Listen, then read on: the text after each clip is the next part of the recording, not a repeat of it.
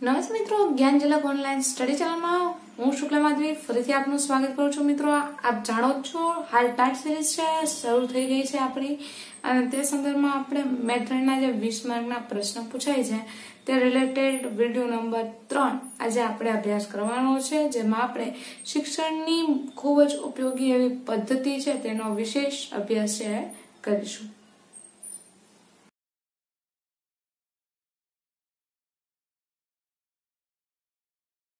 આજે શિક્ષણની પદ્ધતિ ભણવાના છે, એનું નામ છે આગમન પદ્ધતિ, નિગમન પદ્ધતિ। એકંદરે જોઈએ તો આપણે ખૂબ ઉપયોગી ટોપિક છે। થોડા ઘણા જે MCQ આપને પૂછાય છે એવા જ અહીંયા અલગ કરીને આપણે શીખવવાનો એક પ્રયત્ન માત્ર અહીંયાથી કરવામાં આવશે। જો ઉપયોગી લાગે તો એક થંબનેલ છે એને પ્રેસ કરવાની છે નીચે લાઈકનો લોગો, અને જો એમ લાગે કે ખરેખર ઉપયોગી નથી બની રહ્યો તો આપ કોઈ પણ પ્રતિભાવ નહીં આપો તો ચાલશે, પરંતુ જો ઉપયોગી ખરેખર બને તો લાઈક કરવાનું, આપના દરેક મિત્રો સાથે શેર કરવાનું ચોક્કસ ભૂલવાનું નથી। મિત્રો, આગમન પદ્ધતિ અને નિગમન પદ્ધતિ એક પ્રશ્ન હોય જ છે। કોઈ પણ પરીક્ષા તમે જોઈ લો, ત્યારની ટાટ જોઈ લો, ટેટ જોઈ લો કે સ્ટાર્ટ જોઈ લો, આ સંદર્ભે તમને એકાદ પ્રશ્ન છે આ પૂછાય જાય છે। આગમન પદ્ધતિ અને નિગમન પદ્ધતિ ના કરતા કોણ છે? અરસ્તુ। આ વસ્તુ આપણે યાદ રાખવાની છે। એના સિંગલ તમને પૂછી દેવામાં આવે કે આગમન પદ્ધતિ છે એનો વિકાસ છે કે એનો ડેવલપમેન્ટ કોણે કરેલું છે, તો આગમન પદ્ધતિ અને નિગમન પદ્ધતિ છે બંનેના જે કરતા છે કોણ છે? અરસ્તુ।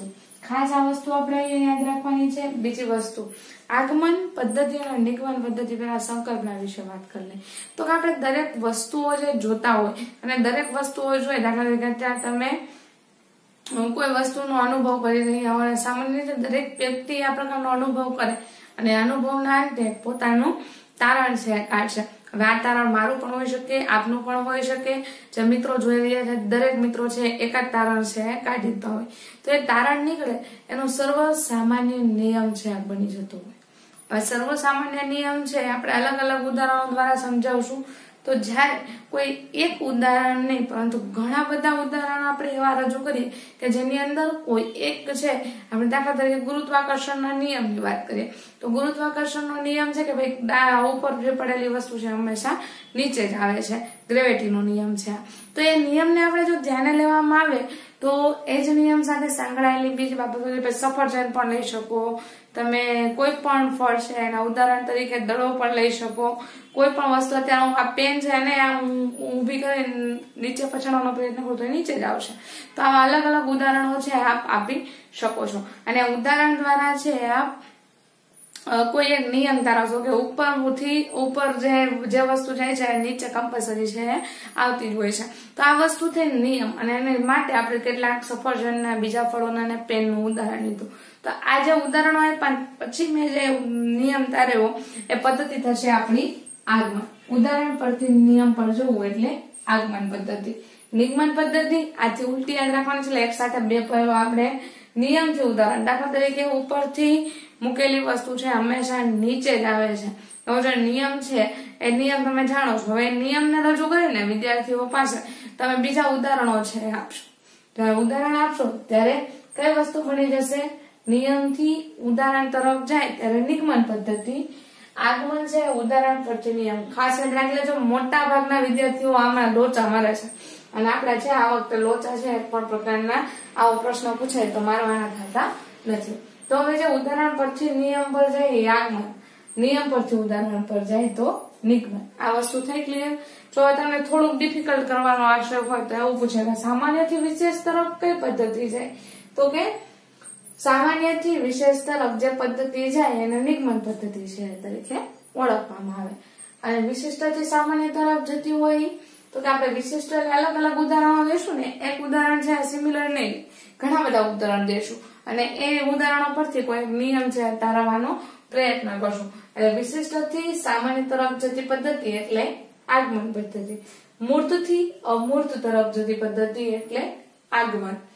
અહીંયા એનાથી વિપરીત સામાન્યથી વિશેષ, અમૂર્તથી મૂર્ત તરફની, આ બે વસ્તુ રાખવાની છે, આમાંથી કોઈ એકને પ્રશ્ન છે પૂછાઈ જાય છે।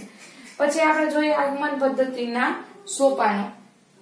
તો આગમન પદ્ધતિના સોપાનો કયા કયા છે? ઉદાહરણ, પછી ઉદાહરણોના આધારે વિદ્યાર્થી જ્યારે નિરીક્ષણ કરશે, પહેલા શિક્ષક ઉદાહરણ આપશે, ઉદાહરણ બાદ છે એનું નિરીક્ષણ વિધિ થશે કે બધા ઉદાહરણો જોશે ને ઉદાહરણો જોઈને એમાંથી શું મેળવશે? નિયમ તારવશે, એટલે નિયમીકરણ થયું. અને નિયમની ચકાસણી છે અન્ય ઉદાહરણો પેઠે કરશે. તો આ વસ્તુ છે, આ 4 સોપાનોને આગમન પદ્ધતિ છે આપણી અનુસરે છે. ખાસ અહીંયા યાદ રાખવાનું છે ઉદાહરણ, નિરીક્ષણ, નિયમીકરણ અને ચકાસણી. ત્યાર પછી એક મહત્વના વિદ્વાનનો મત પણ આપણે આગમન નિગમન પદ્ધતિની અંદર યાદ રાખવાનો છે. આપણે બહુ લાભ ને ગેરલાભ ને એવું વધારે નથી જોતા, અને જો આપને થીમ એની ખબર હશે તો આપ ચોક્કસ એ જે પદ્ધતિ પૂછાતી હશે તો એ પદ્ધતિની અંદર આપ પૂર્ણ માર્ક છે મેળવી શકશો. તો જોયેસનો મત શું છે? વિશેષ દ્રષ્ટાંત, ઉદાહરણ, સામાન્ય નિયમો અને પદ્ધતિસર મેળવવાની પ્રક્રિયા. હવે નિયમ ને પદ્ધતિ છે, દાખલા તરીકે આપણે કોઈ એક નિયમ તારવવો છે તો આપણે અલગ અલગ ઉદાહરણ આપશું. વિદ્યા વત્તા આલય, હિમ વત્તા આલય, આ બધા કેવા ઉદાહરણ થયા? સ્વર સંધિના થયા. નિયમ બંનેની અંદર અલગ અલગ છે, પરંતુ સ્વર સંધિ જયારે શીખવ્યું હોય તો આની પાછળ આવશે આ વત્તા આ, બંને ભેગા મળીને શું થશે? દીર્ઘા. એ જ રીતે હિમ છે તો અ પ્લસ આ, બંને મળીને પણ શું થાય? આ થાય. તો કોઈ પણ જે દીર્ઘ સંધિ થતી હોય તેના આ ઉદાહરણો છે એક સાથે આપણે દેખાડશું. અને ત્યારે વિદ્યાર્થી છે ઉદાહરણોના આધારે કયો નિયમ તારવશે? તો કે અ કે આ પછી અ કે આ આવે તો એનો આ થાય છે. એ નિયમ છે તાત્પર્ય બનશે. જે કઈ રીતે? તો દાખલા તરીકે આપણે એવું કીધું હોય, આથી રિવર્સમાં રહી આપણે ગેર, તો કઈ વસ્તુ આવશે અહીંયા? તો કે અ કે આ. દાખલા તરીકે નિયમ એવું કહે, પેલા આપણે સૂચવી દઈએ કે અ કે આ કે ની પાછળ અ કે આ આવે તો એનો દીર્ઘ આ થાય છે. હવે ત્યાર પછી આ ઉદાહરણો સમજાવશું તો એ નિગમન પદ્ધતિ થઈ જશે. ક્લિયર આટલી વસ્તુ? ફરીથી એકવાર તમને કહી દઉં, મૂર્ત થી અમૂર્ત માં કઈ પદ્ધતિ આવશે? આગમન પદ્ધતિ. અમૂર્ત થી મૂર્ત તરફ જતી પદ્ધતિ એટલે કઈ પદ્ધતિ? તો પછી આવશે નિગમન. સામાન્ય થી વિશેષ તરફની પદ્ધતિ એ નિગમન પદ્ધતિ છે. વિશેષ થી સામાન્ય તરફ જવાની પ્રક્રિયા છે. સામાન્ય થી વિશેષ કેમ યાદ રહેશે આપને?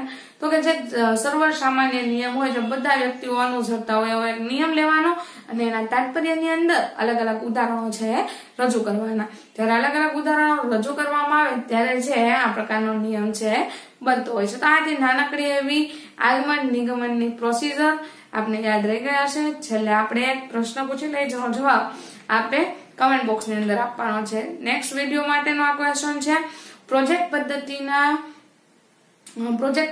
છે તેને કેની સાથે જોડી શકાય, અથવા તો પ્રોજેક્ટ પદ્ધતિ છે તેના કરતા છે કોણ છે? આના પ્રશ્નનો જવાબ છે આપણે કમેન્ટ બોક્સ ની અંદર અમને ભૂલ્યા વિના જણાવવાનો રહેશે. સાથોસાથ વિડીયોના પ્રતિભાવ પણ આપવાનું ચૂકશો નહીં. જો ગમ્યો હોય તો મિત્રો સાથે ચોક્કસ શેર કરી દેજો.